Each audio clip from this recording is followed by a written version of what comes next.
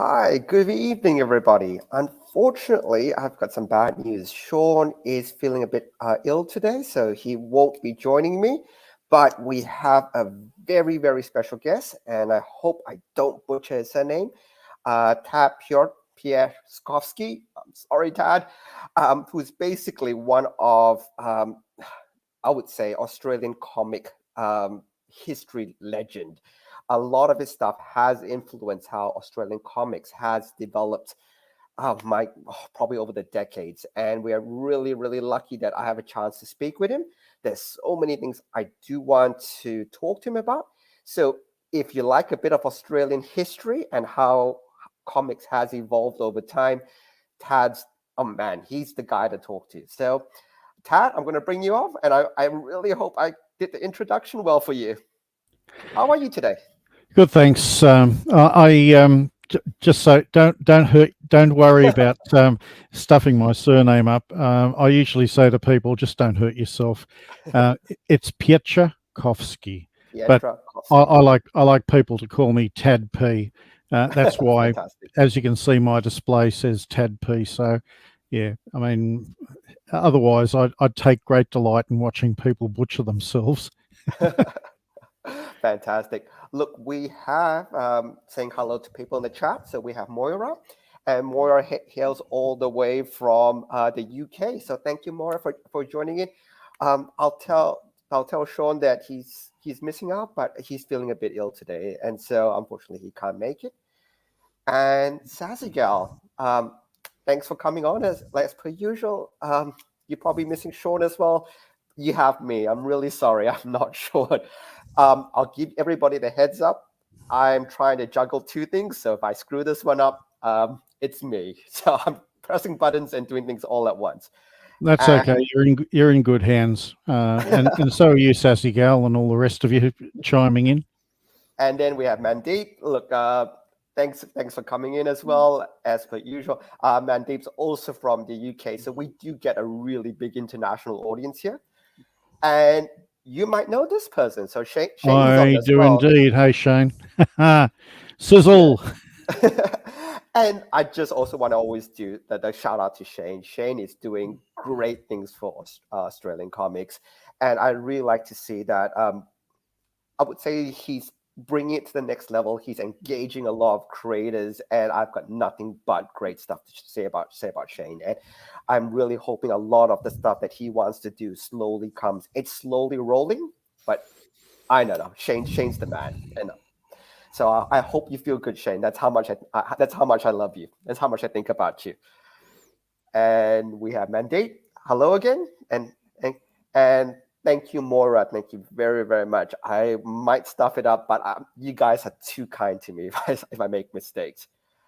Okay, so today, this show actually, because we've got so much history to cover, we're actually not going to talk about our usual movies. So the usual format of the show is we delve into a movie, we'd say what we liked, didn't like about it. But there's so much history of Australian comics I wanted to cover. I didn't even ask Tad for his movie. So, and you might know who this one is, Tad. Hey, Peter Lane. Yep. So I'm really, really glad. There's quite a few people on the chat. Is it okay people pepper you with questions throughout as we're talking? Is that fine with you, Tad? Yeah, totally fine. If I don't know this stuff, God help me. Fantastic. So guys, open invite. The chat's open for questions. As you come through at certain times where I can, I will try to bring all those questions up.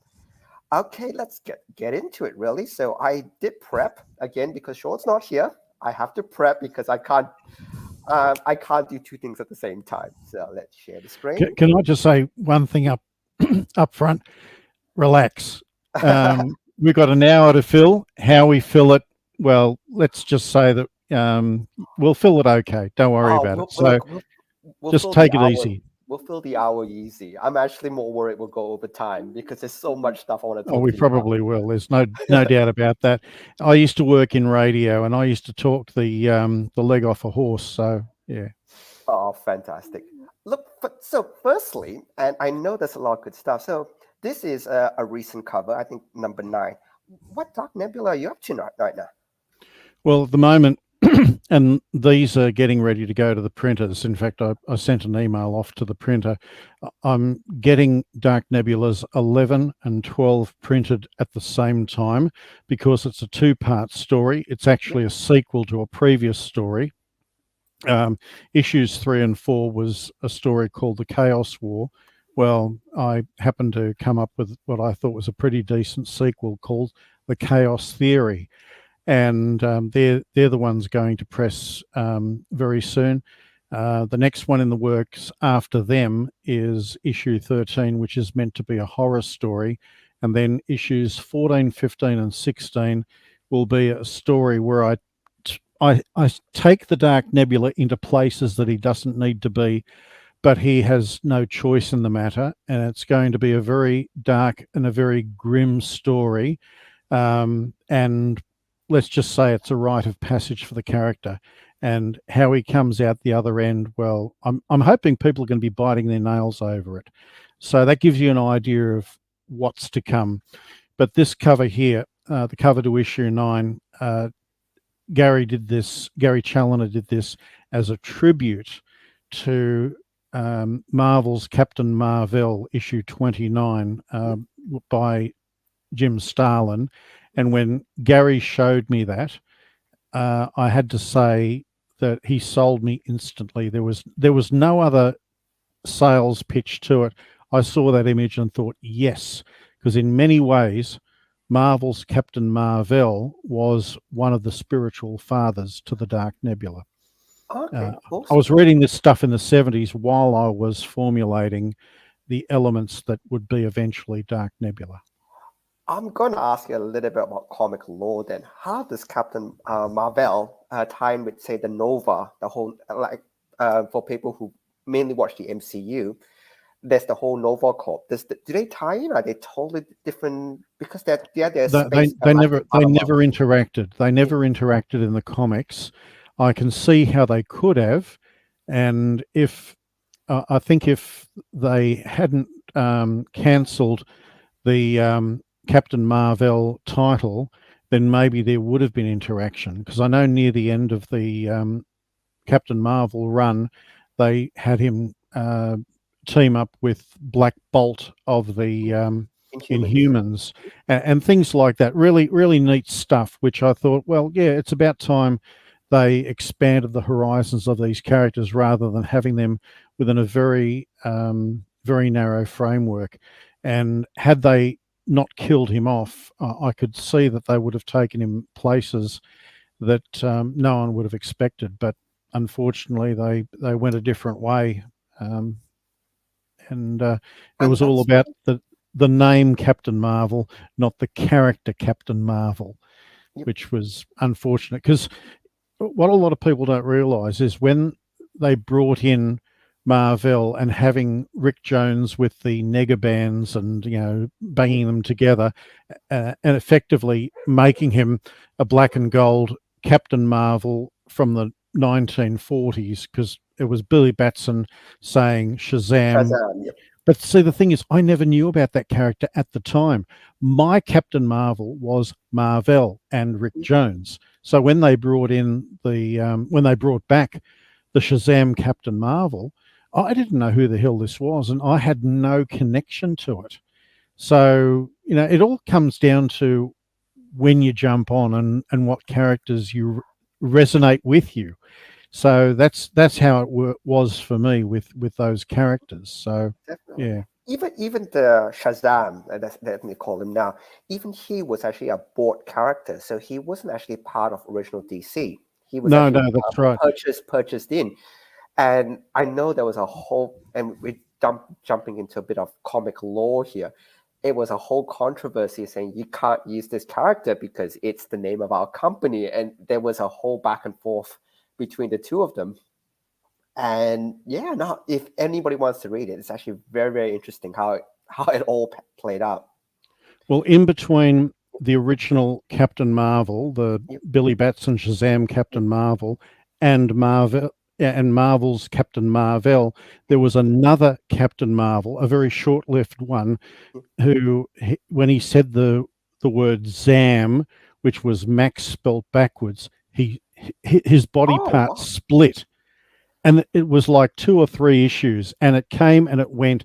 And yet, if Marvel wanted to claim that they had the rights, they must have bought this other Captain Marvel, the rights to that one out altogether, so they could have their own. So they kept the name Captain Marvel and Marvel Comics under the same umbrella. Then that's what they did, and they just declared, right, we have the rights to the name Captain Marvel, and that was the end of it. Yet if you go back to the original lawsuit back in the 40s or 50s, when DC was suing Fawcett over Captain Marvel and how they claimed that it was a rip-off of Superman, actually that was just wrong. It was a very badly it was a badly framed case, and unfortunately the copyright law just wasn't. I don't know. Someone's lawyers were asleep at the switch, because Superman and Captain Marvel's origins were as different to each other as day is to night. There was nothing about them that were similar. I think one of the main things they said was, oh, look, on the cover of Action Comics #1, there he is lifting the car above his head. And the first issue of the first comic that Captain Marvel appeared, he's holding a car above his head. Well, whoop-de-doo. They both have the power to lift a car over their heads. Is one a rip-off of the other? I don't think so. If they examined the elements of the characters, they were so completely different. And it was a case that DC had no business winning. The problem was they were spitting sour grapes, because Captain Marvel was outselling Superman hand over fist. It was a more popular character, and DC didn't like it. So I guess they picked a fight that they shouldn't have won, and yet they did. Oh wow! Yeah. Oh look, I love history lessons, and again, if anybody really wants to delve into it, please do read up on it. There's actually a lot of really interesting comic lawsuits, and that's not where we're going to go down today. But there's a lot of them. There's the Neil Gaiman McFarlane lawsuit. There's all the stuff that Neil Adams did in trying to get original art back. So there's actually a really, really good historical element to comics that I really encourage people. If you want to know the history on how things get made, please do read up about those. But today is not about that. It's about, and it's a really good segue. And the reason I put all these pages, this page up here, is I want to know about Australian history. And there's 4 of you that I probably will let you highlight, but I want to hear how it all came about, because it's fascinating. I know a little bit about it, but a lot of people who are probably watching don't know about how Dark Nebula and how Australian comics came about. Well, with Dark Nebula, it was something that, well, I guess you could say it all started when my dad came home from work one day, and he decided, he wanted to bring a treat home for me after work. And it just so happened that what he had was a comic. And from the first comic he brought home for me, my fate was sealed. Now, I couldn't absorb these comics fast enough, and every comic he brought back was another nail in my coffin. I got to the point where I realized I didn't want to just read comics, I wanted to write them. But I didn't want to write other people's characters, I wanted to write my own. And so that was the start back in probably 1966, 1967, when I was 6 or 7 years old. I knew that I wanted to have my own comic character. And the funny thing about that is, if you look at it in a certain way, it's like having an imaginary friend. And for me, my imaginary friend was literally my imagination trying to piece together something that I could say is mine. And this was something that stayed with me all through school, and then at different points, like in 1975, my English teacher wanted a composition, something of creative writing, and so I decided to write the origin of the Dark Nebula. And back then it was very primitive, but back then, you know, a 15-year-old school kid was just going blah onto the page, you know, like everything just had to be verbalized or articulated in some way. Well, it didn't hurt that the English teacher was a science fiction nut, and so that that was well received.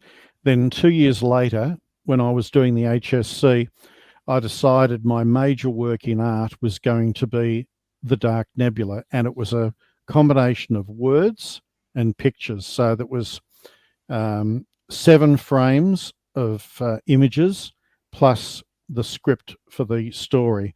Now I still have all of that. There's Wow. I don't know how or why I managed to keep all of that, but I still have it all. And I can tell you now, looking back on it, all I have to do is open the first page of the script, take a glance at it, and close it, because that's how primitive it was. So I did very well in my HSC in art, I can tell you that now. But Fantastic. then the next 3 years, I was at art college, at Riverina College in Wagga, or RivCol as we called it. And those 3 years, I took the concept of the Fat Farm. I mean, literally, it was boot camp for Dark Nebula. I looked at all the elements as they were in my HSC, and I knew that, well, I looked at it and thought, no, I'm going to ditch this. I'm going to change that. There were so many things about it. I literally deconstructed and reconstructed it. It got to the point that when I finished college, I'd actually written the Dark Nebula as a full novel. Wow. And as I got off the train from Wagga back to Sydney when I completed college, I very diligently forgot the book that I had it in on the train. But No. thankfully, I knew every word of it. And Okay. so I just sat down and I wrote it all out again. And then after that, I actually, a few years before, I had a friend and tenant at my dad's house in Tempe, where I grew up, a fellow named Paul Power, who'd gone on to do work in Hollywood. And he was working on Airhawk and the Flying Doctor for John Dixon. He was ghosting the Sunday strip. He took over when Hart Amos retired. And I got to see Paul put together a regular Sunday comic strip, start to finish, blank page to completed work. And it was fantastic. So I learned a lot about the technical side of it all, as well as the artistic side of what makes up a comic strip. And then he went on to do his own comic strip, Professor Om, which ran in one of the Sunday papers. I think it was the Sunday Mirror or the Sunday Telegraph, one of those newspapers in Sydney. Anyway, so I got to see all that happen. So after I finished college and I'd rewritten my novel, I thought, well, okay, what format's this going to take?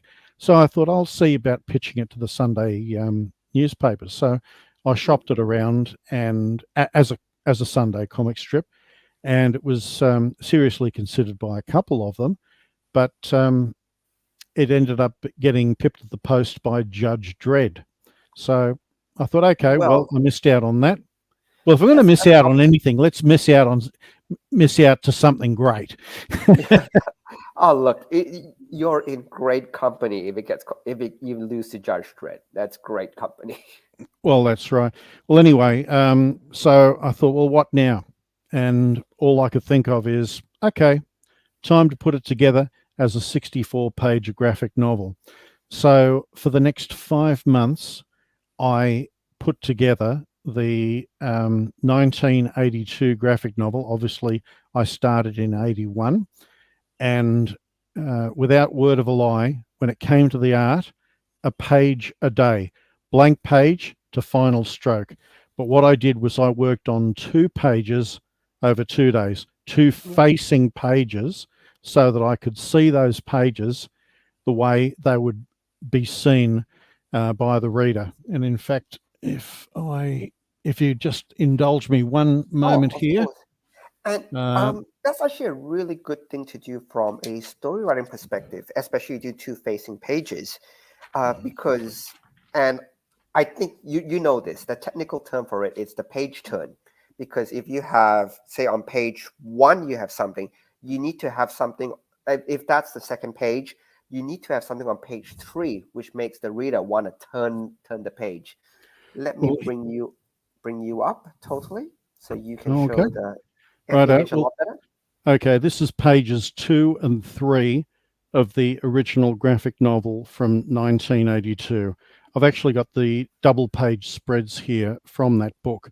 So pages 2 and 3, there was only three double page spreads in the book. There was that one. There was this very crucial scene where he's just about to become the Dark Nebula. I hope I'm holding that up correctly. Oh no, you do it perfectly, absolutely perfect. Okay, just that I have to. I don't have X-ray vision, so I'm putting this up without being able to see it myself. And this one here. Oh, that looks nice. Yeah, the city background, and again, props to whoever does it. It's when a reader sees it, he sees it for the grand total of 10 seconds. But if you ever see, for guys like you who have actually done it, you're going, that freaking 10 seconds drawing that damn city probably took me 10 hours to draw all the buildings. And the guy's going to look and go, oh, that's a city. Click the next page. Well, when I finally got it printed and released in 82, all these friends of mine from radio school and youth group and all that, they bought copies because they knew this was what I was working on. And one of the fellas at radio school, very cheekily, I said to him, it took me 5 months to work on that. And he said, you know what? It took me one night to read it. I felt like thumping him. But that's exactly how it is, though. It's like, it's a 2-hour movie. Oh, but it took 4 years in production. Yeah. So well, that's right. It's done. Well, there's some of the double spreads. As I say, back then, if we had the lines of communication we got now, my first choice to illustrate it would have been Michael Golden. Oh, okay. I loved what he was doing on Micronauts and what he was doing for Marvel Fanfare. His artwork was just breathtaking for me. And if I had I probably had the money at the time, but if I had gotten over my fear of the tyranny of distance, and if the project interested him, I would have loved to have seen him illustrate that graphic novel. But given that I didn't take that plunge, and I knew that Glenn Lumsden was doing the HSC in 81, that's right, yeah. So in 81 he was doing the HSC, so he was out of play. And so I thought, well, okay, well, it's up to me. And I had done 3 years at art college. I sort of knew how to draw, so I thought, well, let's hook into it. So it was literally me, start to finish. And in fact, on the credits for the original graphic novel, let me call them up. A Journey Beyond the Unknown, brought to you by myself, writer, artist, letterer, editor, and janitor. So but that was a tip of the hat to the really kooky credits they used to do in Marvel Comics. And here's another little slice of history for you. I'll bring this is the original. This is the original artwork to the cover of that graphic novel. You can tell it's the original artwork because no logo. I'll try and tilt that so there's no glare on it. Yeah, but that's the painting, painted on an interestingly textured bit of board. And someone actually said, oh, that looks like it was done in crayon. I wanted to smack them because it was done with poster paints.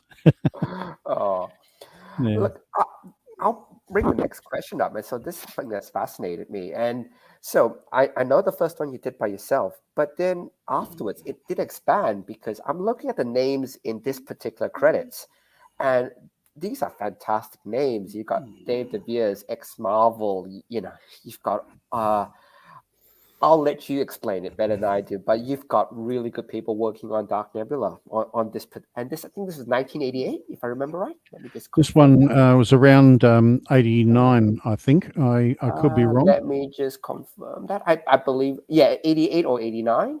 But yeah, look, so what happened next? And you seem to Okay. got all these great people working for it now. Well, funny thing, back in the 80s, there was an 80s onwards. There was a comic shop in Sydney called Comic Kingdom, run by Steve Smith. Now, I'd been trading comics or buying comics from Steve Smith since 1974 or so. And as it was, I'd just completed college and I decided, right, I'm going to put this graphic novel together. And Gary Challoner walked into Comic Kingdom and asked Steve, do you know anyone who's doing Australian comics? Well, Steve had known me for so bloody long. He said, yeah, as a matter of fact, I do. And he put Gary in touch with me.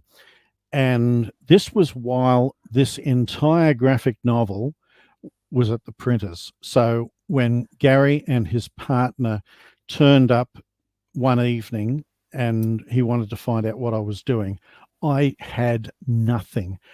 Everything was at the printers. Even I didn't even have a sketch of Dark Nebula to show him. So here I am using 1,000 words, whereas a picture would have told a better story.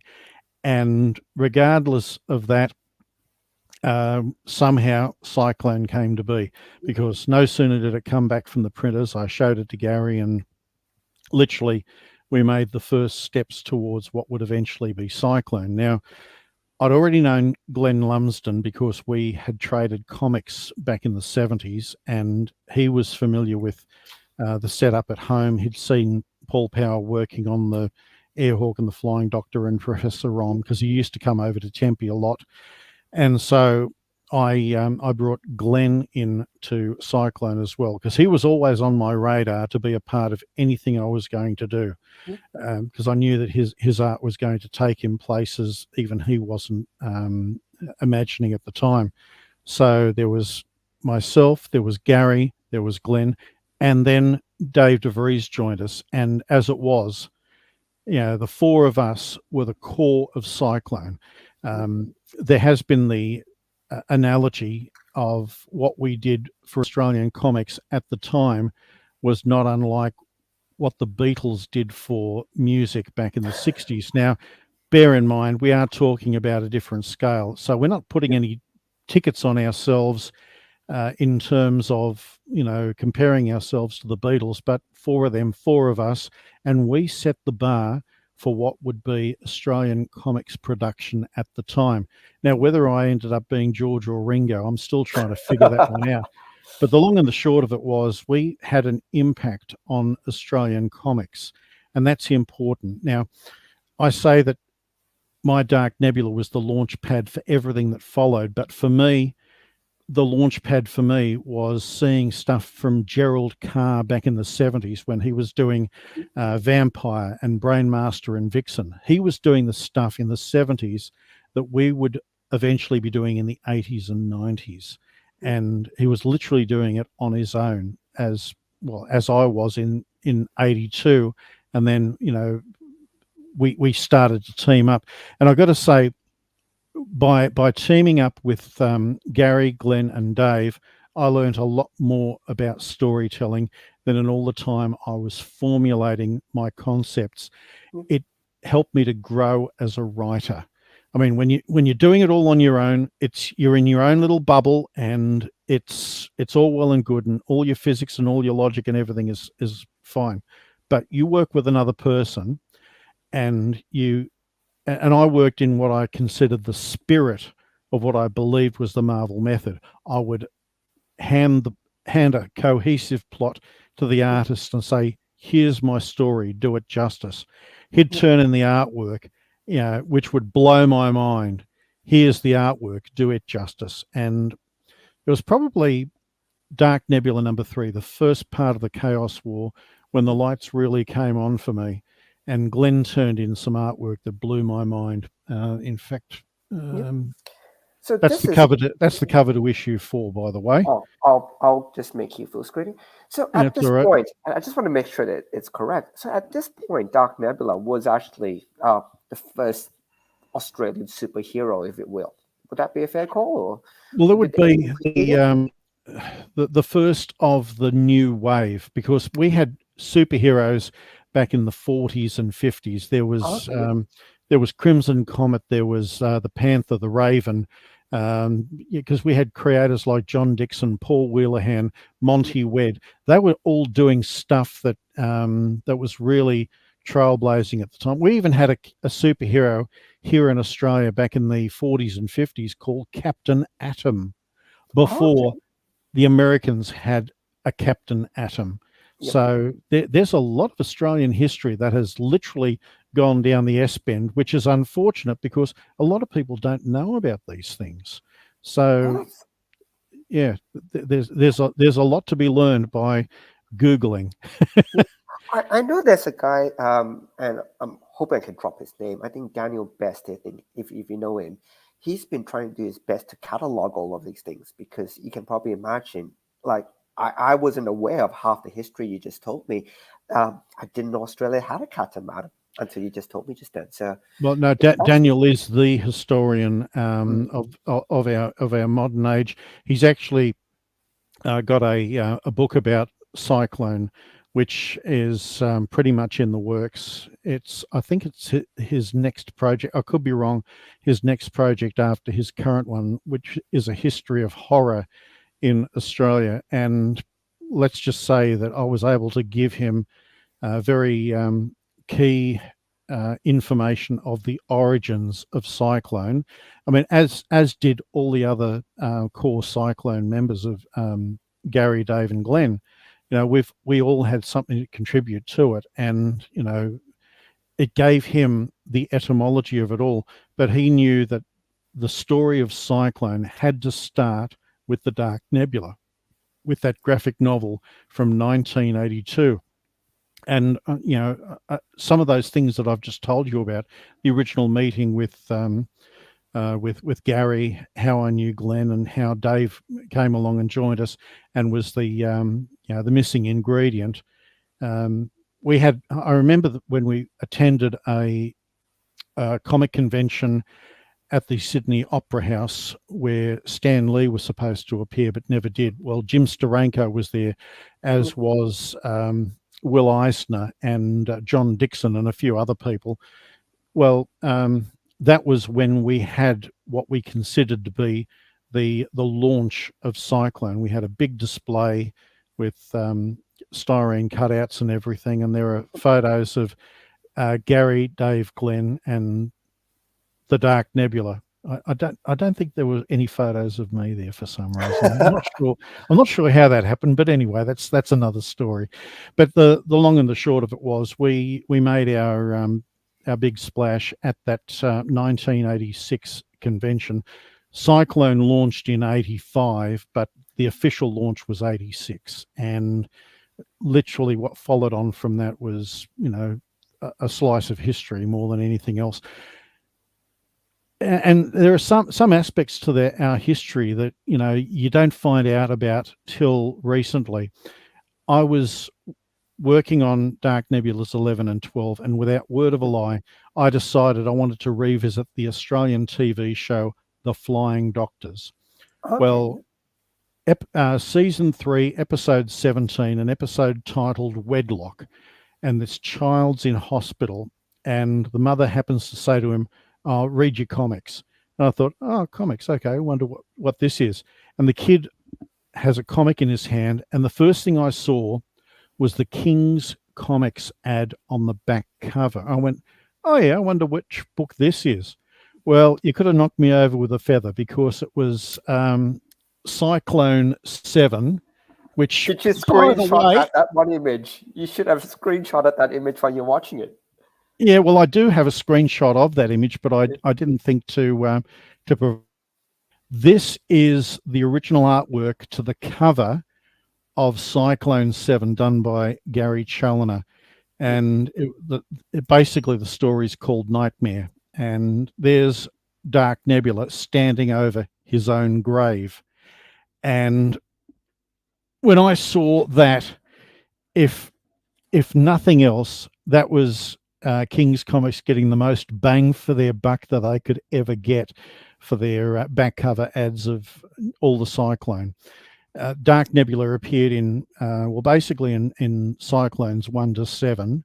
And then after that, when the title changed to Southern Squadron, that's when the Dark Nebula got his own title for the next, for the next bit. So Dark Nebula and the Squadron were in effectively in the first 8 issues of Cyclone. And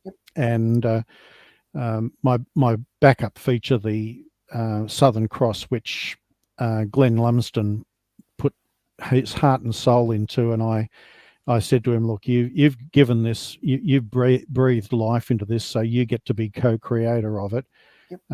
So it's that is officially a Tad and Glenn creation, or Glenn and Tad creation, whichever way you want to look at it. That ran in all the first 8 issues of Cyclone. So we really helped to grow from each other. I mean, Gary's art, from the first I ever saw of it, to all of a sudden he just took this quantum leap in the midst of everything. And his artwork for me has always been breathtaking, just like Michael Golden's artwork has always been breathtaking.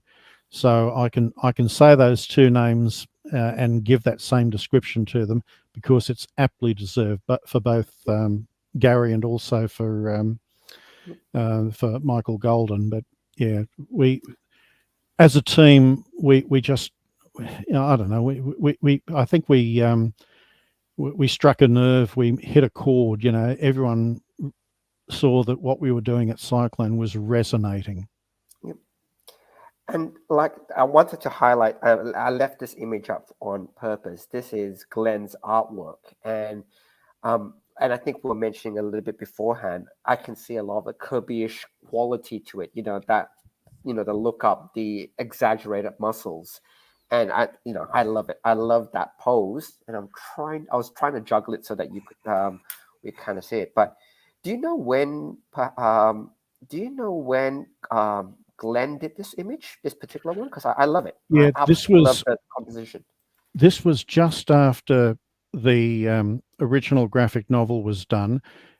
Originally, this was part of a 6-page piece recapping the origin of the Dark Nebula, but then Gary Challoner got hold of it and he pared it down to 4 pages, and that's been the standard, bringing people up to date for how he became the Dark Nebula. And that artwork is was penciled by Glenn, but inked by Gary. The original version was inked by me because I still fancied myself, somewhere in the art chores for a while. There were versions of, I guess you could call them dark. Just after the first graphic novel, there was the second story, which was called This Earth Alive. I also illustrated, but then the third story, which is The Challenge of the Grandstander, which eventually ran in Cyclone 1, 2, and 3, and then in Dark Nebula 1, I inked the original version of that, and then Asylum, which ran in Dark Nebula 2, I inked the original version of that, and the original version of the Chaos War, I inked that as well. So there was a bit of artwork, a body of work literally I had put together. Here we go. That's one that I originally did the inks on. Inks on top? Yeah. This one's not my inks. I think that got re-inked as well. No, that one. No. Go back to the Grandstander one. Yeah, that one there. That's yours. No. Go scroll back down. No. Tell me when to stop. Yep. Go slowly. That one there. I originally inked that as well, but I'm pretty sure that was redone. But long story short, I mean, I wasn't worried about that. I mean, you have to understand, for me, ego doesn't enter the equation. It's all about the finished product. So, you know, I discovered with my collaborating with everyone else that all the energy that I was expending on illustrating or inking or lettering or whatever was taking away from my writing. And I found that the thing I loved the most above anything else was writing. If I was to be told tomorrow, all you got to do is write, that's it, just write, I'd be a happy camper for the rest of my life, because you know, when you do a lot of other things that go into the process, it all takes away from the one thing you really want to be doing. And for me, you know, like, you know, when I'm scripting a story, if I've got to focus on 15 other different things and the script doesn't quite land, I'm not happy about it.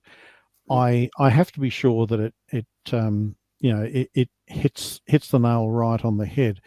And I know with well, the most recent one, Dark Nebula 10, Dinosaurs in Tasmania, that was a story 30 years in the making. Well, 65 million years or 30 years, six of one, half a dozen of another. But the long and the short of it was, it was a long time from when it was announced to when it was released. And I'm really happy with the end result, because I didn't want there to be a word out of place.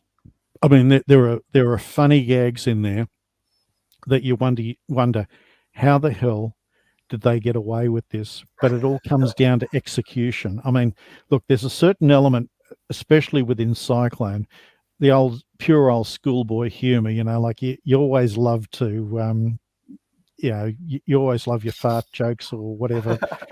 But the fact is, if you can, if you can deliver something that doesn't come across as crass, but you can tell that it is meant to be a lower form of humor, but you deliver it in such a way that you go, yeah, okay, I see what you did there, but you did it well, then I think that's mission accomplished, job well done. It's like, I love watching the TV show Psych, and as the series went on and on, the jokes got a little lower and lower, and they would always throw jokes in that you know what they were meaning, and yeah, you know, you know that they managed to get a few gags to slip through to the keeper. And that's kind of some of the stuff we were doing in Cyclone, you know. It's like those whether Pixar jokes, you know, the ones where you're going, oh my God, that's a kid's movie. How did you get that one through? Absolutely. And look, and probably the most politically incorrect character in the whole Cyclone, or now Reverie universe, is Dave's Night Fighter. And he is a character who, you know, a gag will be there for God and all to see, and you see his character just burst out laughing, and you can tell what he was laughing at and why he was laughing at it, but it's not pointed out what he was laughing at. And that's an important thing too. So, you know, we had a certain synergy going with all of that. Now, having said all of that, Dave, Gary, and Glenn, they all went on to bigger and better things overseas, and I think that's fantastic. You know, Dave and Glenn were just, you know, literally getting so many runs on the board. It was beyond belief, and they were, you know, they turned into their own little cottage industry, doing project after project after project, which was fantastic. And I think that's great, as did Gary with stuff like the Olympians. Meanwhile, I had a career in radio, so Dark Nebula for me was my sideline. I was just happy to just continue in broadcasting, and then for a period of about 10 years or so, Dark Nebula was MIA. I was totally focused on family and on my broadcasting. And then one night in 2003, I had a near fatal car accident in which my jaw was busted. Well, Oh no. radio announcer with a busted jaw, you do the math. Yep. And while I was lying broken on a gurney in hospital, where they were trying to figure out which hospital to send me to, or whether to send me to the morgue or whatever, I was lying there thinking, well, okay, let's look ahead. Let's look at the cycle from employment to unemployment to employment to unemployment, because I could see my choices were going to be limited depending on how well my jaw healed. So I literally laid the groundwork at the time to look at getting the darknebula.com online. And because I couldn't speak, everything I was doing was via email. I contacted Gary Challoner and let him know that this was what had happened to me and what I would like to do, and how would I go about getting the darknebula.com up and running. Well, let's just say Gary did a hell of a lot of heavy lifting. He got it up and running. It was hosted through Webcomics Nation, which has since gone to God. But it was the start of the international profile. Now, earlier you were saying we've got a lot of people who've chimed in from the UK. When I got the darknebula.com up and running, and not only was I running serialized Dark Nebula stories, I was also running serialized Southern Cross stories, the Golden Age Southern Cross that Glenn and I created, but also serializing the Dark Nebula or Southern Cross related Southern Squadron material. So this was the first time the international audience had seen the Dark Nebula or the Golden Age Southern Cross, but it was reintroducing them to the Southern Squadron. And eventually, when we got to serialize Dark Nebulas 7 and 8, the international audience got to see the one Southern Squadron story they never did see, which was the Dark Nebula Southern Squadron crossover in Dark Nebula 7 and 8. Anyway, getting back to saying how we've got people chiming in from the UK, it was interesting to get the feedback, the emails, the fan mail from around the world through Webcomics Nation from the different countries that the Dark Nebula seemed to resonate. Places like Italy and various South American countries. So I knew that there had to be something there that people would appreciate. And while I always saw it as being an Australian comic, it was nice that it could cross cultures and showed that there were universally embraced themes in Dark Nebula. So, and there was this whole community in Italy of English-speaking, English-reading comic fans who got me to be a part of their online community. And for a while, I was a part of that community, and they embraced me, which I thought was fantastic. It's just nice to find out where your fans come from. So, and they were very vocal in, in what they where they were and what they thought of everything. I'm going to bring up an image, and it's a two-part question for it. Just let me bring that one up. You mentioned the Southern Squadron, and you also mentioned Reverie. So I know Reverie is now, I think Gary Della, he's the one who's basically brought it back to the forefront. How did that all come about, working with Reverie? And what's your plans for this? Because I know this is very new, so I'm happy to let you explain this to the audience, if you like. Okay, well, this is part one of a 3-part mini-series. It's meant to be a joint celebration of the Dark Nebula's 40th birthday this year and the Southern Squadron's 40th birthday next year. The whole point of it, and it was great that this was an easy sell to Dave DeVries. Well, the Dark Nebula came out in 82, the Southern Squadron came out in 83. But if you look at the timelines, technically the Squadron were there first in terms of, which year the characters are supposed to originally be there. And I said to Dave, well, look, let's have another look at the origin of the Dark Nebula, but perhaps let's include the Squadron for the scenes in between. And he got to look at it, and and the ideas really germinated, and he said, well, okay, well, he wanted to be sure that we're on the same page with this. He said, so is this a dark nebula thing where the Southern Squadron just happened to be in? And I said, no, no, no. This is a joint project. This is the Dark Nebula and the Southern Squadron, not the Dark Nebula guest starring the Southern Squadron. Yep. And so we really went to town on this. There was a little bit of retconning, there was a little bit of MCUing, but let's be clear on this.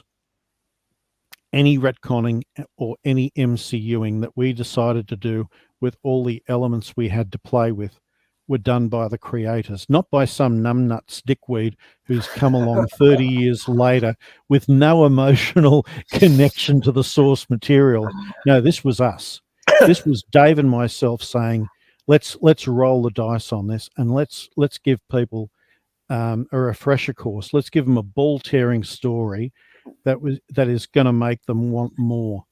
Now, the this creator serves is allowed to retcon. I'll put that as a firm thing. If you're not the creator, you have to be very, how do you say, very considerate in your retcon. That you have to, if you retcon, it has to be there for a reason. I think one of the best retcons I ever heard was why Quicksilver was always angry, and it's because they will always say he's always angry because he moves so fast. Everything else seems slow to me. To him, everything looks like everybody just is that 10 steps behind him.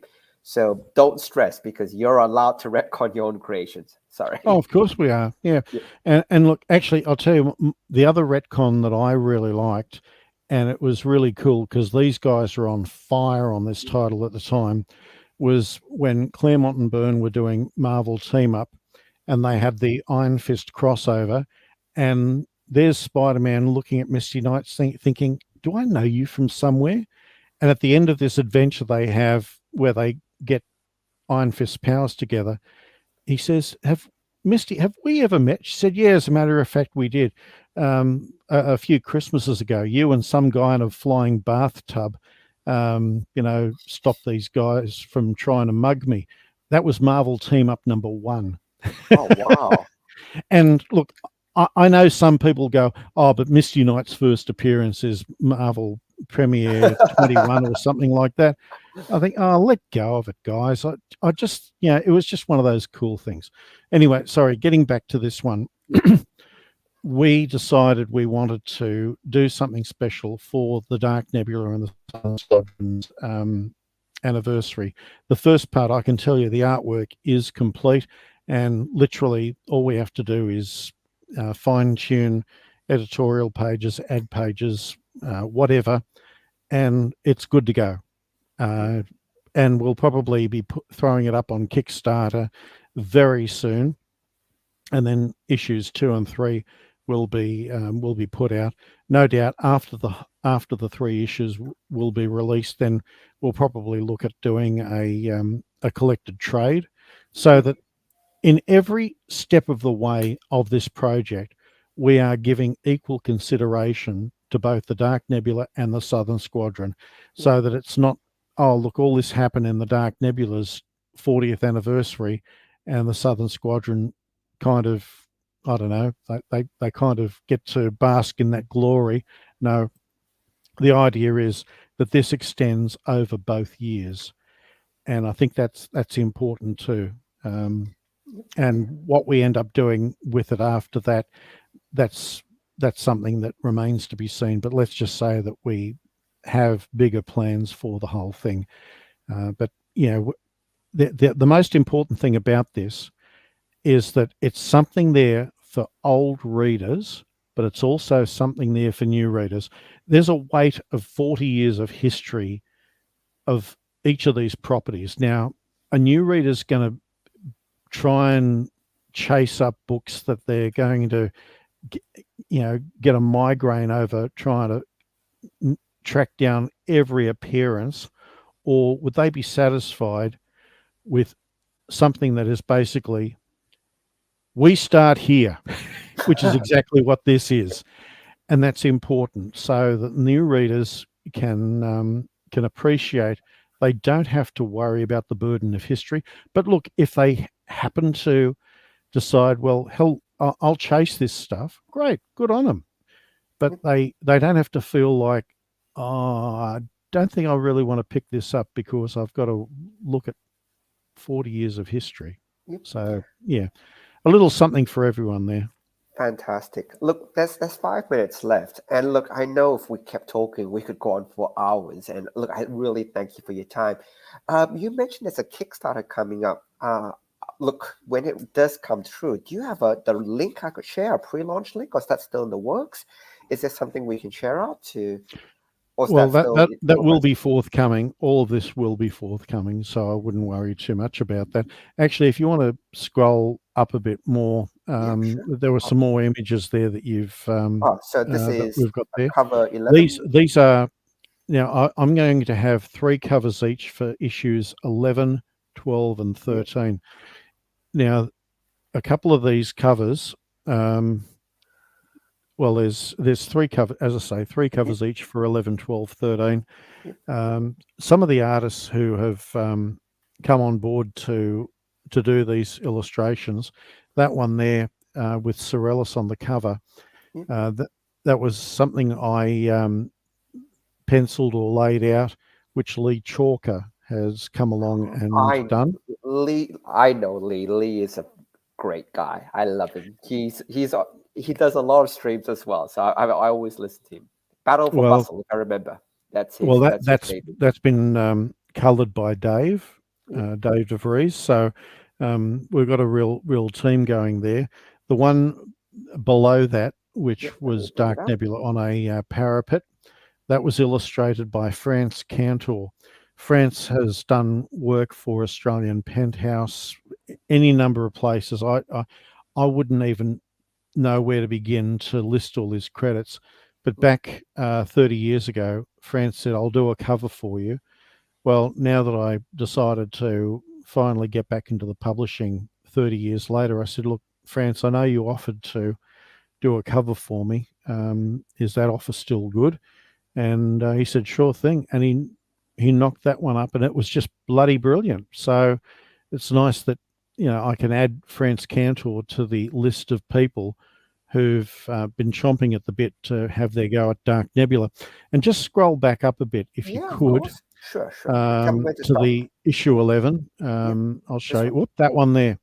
Now, this one is a bit of mixed media. We all know that Jack Kirby loved doing images of collages and all of that with his Fantastic Four and his New Gods. But that background is actually a painting by an artist by the name of Ken Rafe. Ken is a fine artist who has explored any number of mediums, and he's well, let's just say that Ken's in his 90s and time's not on his side. But it got me thinking that if I was to include one of his Nebula paintings as a background on one of my Dark Nebula covers, wouldn't that be neat? And that illustration was by me. So, so it's nice to have a small hand in the art on these 40th anniversary covers.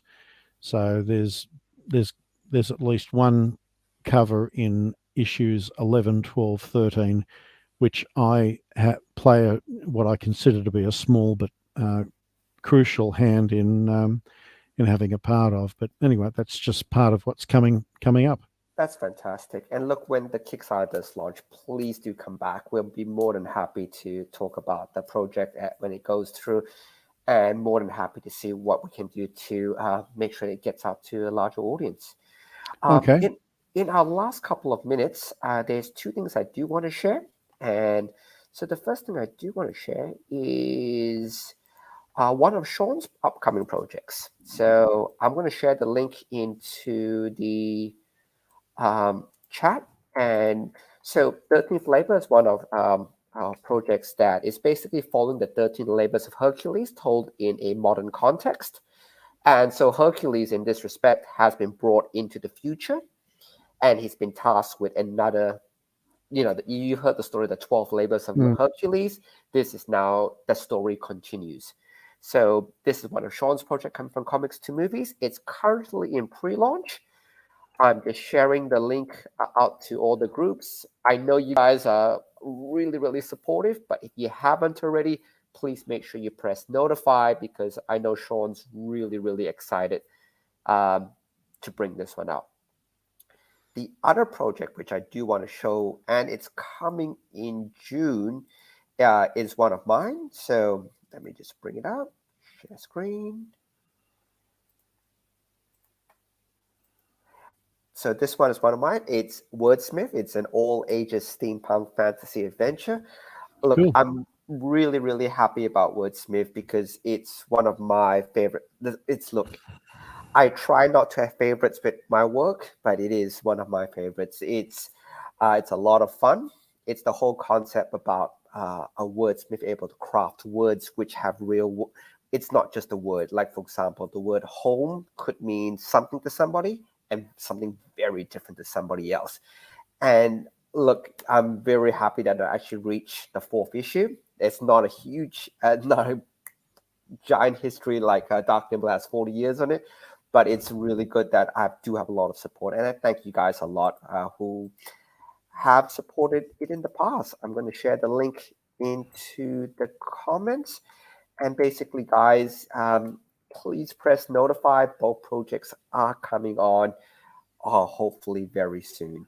And I know there's a lot of people who are involved to help bring it all together. And, both me and Shaun thank all the creative teams who have taken part in both projects. Let me stop sharing for a second. And look, we're going to wrap up. Tad, thank you so much for your time. Look, I wish this was longer because I know we could talk about 2-3 hours beyond this.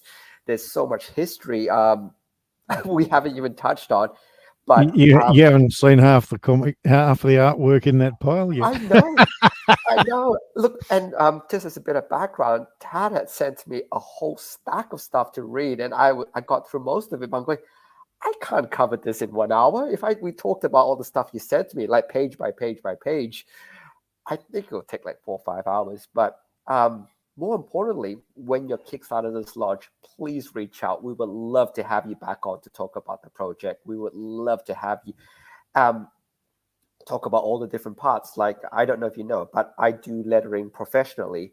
And I would love to see how you guys got involved in all the technical aspects, because we haven't really touched into that part as well.